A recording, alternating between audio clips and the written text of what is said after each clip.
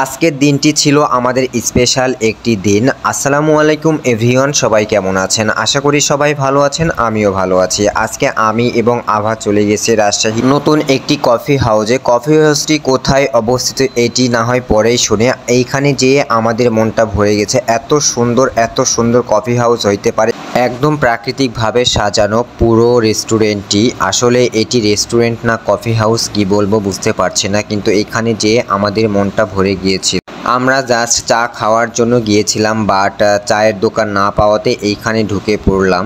এইখানে যে দেখি বিভিন্ন আইটেমের জিনিস এইখানে তৈরি হচ্ছে এবং প্রাকৃতিকভাবে সাজানো। দেখেন কত সুন্দরভাবে এইখানে সাজানো হয়েছে প্রতিটি আনাচে কানাচে এবং গ্রাম্য স্টাইলে সাজানো হয়েছে। যারা শহরে থাকেন তাদের জন্য মন কেড়ে নিবে এইখানে গেলে। এইখানে কত কি দেখতে পাচ্ছি, এইখানে ঝাড়ু দেখছি, এইখানে গরুর গাড়ি চাকা দেখছি, এইখানে আরও কত কি আছে। আসলে এইখানে বসারও জায়গা আছে। এদিকে আভা তো ছবি তোলা নিয়ে ব্যস্ত হয়ে গিয়েছিল। ওইখানে যেতে না যেতেই আমাকে বলছে আমার ছবি তুলে দে। ভিডিও বাদ দিয়ে আমি ওর কিছু ছবি তুলে দিলাম। এইখানে দেখছি যে আবার বসে থাকারও জায়গা আছে এবং এখানে শোয়ারও জায়গা আছে। আপনি কি চান এই রেস্টুরেন্টে? আসলে এটির নাম হচ্ছে সেক্টর 7। আসলে এটি সেক্টর 7 বলতে বোঝানো হয়েছে যে এইখানে সকল আইটেমের জিনিসপত্র পাওয়া যায়। এইটা সাধারণত পাবনার একটি লোকের রেস্টুরেন্ট। এইখানে আবার আমাদের জামান ভাই দোল খাইতে শুরু করেছে। জামান ভাই সেই দোল খাচ্ছে। ছোট বাচ্চার মতো সবাই আমরা একে একে দোলনায় উঠেছিলাম। তবে আমার এইখানে সবচেয়ে বেশি ভালো লেগেছিল এইটার প্রাচীরটা পুরোপুরি এটি একটি ঘাস দিয়ে তৈরি করেছে প্রাচীর। এত ঠান্ডা আবহাওয়া আর কোথাও পাবেন না, এত প্রাকৃতিক সুন্দর। এইখানে আপনি শুয়ে থেকেও খেতে পারবেন, বসে থেকে খেতে পারবেন, দাঁড়িয়ে থেকে খেতে পারবেন। সকল কিছুর সুব্যবস্থা আছে এবং রাস্তার পাশে অনেক সুন্দর লাগছিল এইখানে আসার পরে। তারপরে ভাবছিলাম যে একটু ভিডিও করে ফেলি।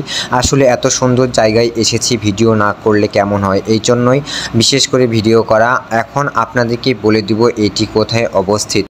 এটি সাধারণত বিমান চত্বর রোডে হেসেল রেস্টুরেন্টের পাশে এটি অবস্থিত। আপনারা হেসেল রেস্টুরেন্টেও ঘুরে আসতে পারেন। হেসেলটি একটি আমার বড় ভাই এখানে হেসেল রেস্টুরেন্ট তৈরি করেছে। তবে হেসেল রেস্টুরেন্ট এটি না, এটি হচ্ছে সেক্টর 7 করার মানে হচ্ছে আমি বুঝলাম না কেন এরা এটার নাম সেক্টর 7 রেখেছে। এইখানে যাওয়ার পরে আমরা কফি অর্ডার করলাম এবং কোল্ড কফি থেকে হট কফি, কেউ কোল্ড কফি কেউ হট কফি খাওয়া দাওয়া করলাম এবং ফ্রেঞ্চ ফ্রাই আমার খুব পছন্দ ছিল, এই জন্য ফ্রেঞ্চ ফ্রাইও অর্ডার করেছিলাম। এদিকে জামান ভাই গাড়ি চালিয়ে খুব ক্লান্ত হয়ে গিয়েছে। উনি বলছে আমি একটু শুয়ে থাকি, এজন্য ও একটু রেস্ট নিচ্ছে। এইদিকে আমার লাইন ম্যানেজার অন্যদিকে যে ঘোরাফেরা করছে, কারণ তারও অনেক পছন্দ হয়েছে, আমাদেরও অনেক পছন্দ হয়েছে। আসলে এই সাইটে এইরকম রেস্টুরেন্ট অনেক দেখা যাবে। এদিকে আভা তো দোলনা থেকে নামার কোনো প্রশ্নই ওঠে না, সে সব সময় ধরে সেই দোলনায় বসে আছে। কারণ মেয়ে মানুষ বুঝছেন, দোলনাতে একটু উঠলে তারা পাগল হয়ে যায়, কারণ দোলনা থেকে তারা নামতেই চায় না। এইদিকে দেখছি অনেক সুন্দরভাবে একটি গাছ সাজানো হয়েছে। গাছটি খুবই সুন্দর লাগছিল।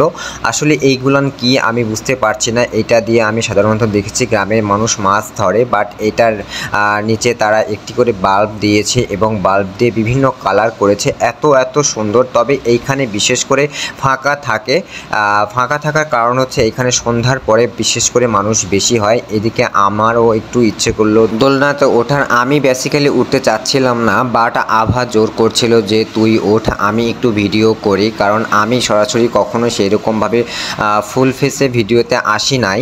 তারপরে আমাদের কফি চলে এসেছে। আভা কফি খাওয়ার জন্য বসে আছে, কারণ সারাদিন আমরা অফিসে কাজ করে একটু ক্লান্ত ছিলাম। এখানে কফি টফি সব কিছু নিয়ে এসেছে।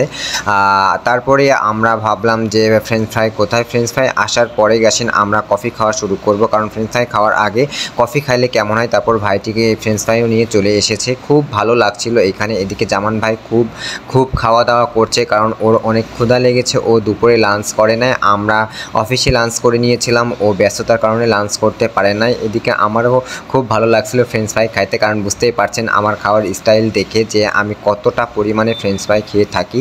মাঝে মধ্যে আমি ফ্রেঞ্চ ফ্রাই খেয়ে থাকি রেস্টুরেন্টে যেয়ে, তারপরে বাসায় মাঝে মধ্যে ফ্রেঞ্চ ফ্রাই খাওয়া হয়ে থাকে। এদিকে আমাদের চা খাওয়া হয়ে গেলে এদিকে আভা এবং জামান ভাই খেতে আছে। তাদের এতটা পরিমাণে এইখানে ভালো লাগছিল যে তারা উঠতে চাচ্ছিল না। আমার আবার বাসায় যেতে হবে, কারণ আমার বাসায় অলরেডি বিদ্যুৎ চলে গিয়েছে, প্রিপেইড মিটার। আমার বাসায় যে কারেন্ট বিল উঠাইতে হবে, বাট তারা উঠতে চাচ্ছিল না যে দাঁড়া একটু বসি আর একটু বসি। আমি আভাকে বললাম আবারও একদিন আমরা একা একা ঘুরতে আসবো, তখন আরও বেশি ভালো লাগবে, কারণ আজকে অফিসের লোকজন আসে, তেমনভাবে আমরা মজা করতে পারলাম না। অন্য একদিন এসে মজা করব। এদিকে আমার লাইন ম্যানেজার পেমেন্ট করছে। তারপরে আমি ভাবলাম যে আরেকটু ভিডিও না করলে কেমন হয়। এই জায়গাটি আমার এত পরিমাণে পছন্দ হয়েছে। এর আগে এরকম জায়গায় আমার কখনোই যাওয়া হয়নি, তবে এইখানে বসার খুব ইচ্ছা ছিল আমার, যে এইখানে বসে কিছু খাওয়া দাওয়া করব। পার্টি পেয়ে দেওয়া আছে, খেজুর পাতার পার্টি। এত সুন্দর করে সাজানো গোছানো একটি প্রতিষ্ঠান আপনাদের আসলে চোখে সচরাচর পড়বে না। তারপরে আমরা বাসায় যাওয়ার উদ্দেশ্যে রওনা হয়েছি, কারণ আমাদের অফিস টাইম অলরেডি শেষ। আমাদের গাড়ি ওয়েট করছে, আমরা গাড়িতে উঠে এখন বাসায় নেমে যাব। আজকে জামান ভাইয়েরও একটি তাড়া আছে, এই জন্য তাড়াতাড়ি বিশেষ করে বাসায় যাওয়া। জামান ভাইয়ের জানি কোন আত্মীয়র একটি দাওয়াত আছে, সেইখানে সে অ্যাটেন্ড করবে। সো এভরিওয়ান, সবাই ভালো থাকবেন, আমাদের জন্য সবাই দোয়া করবেন। আসসালামু আলাইকুম।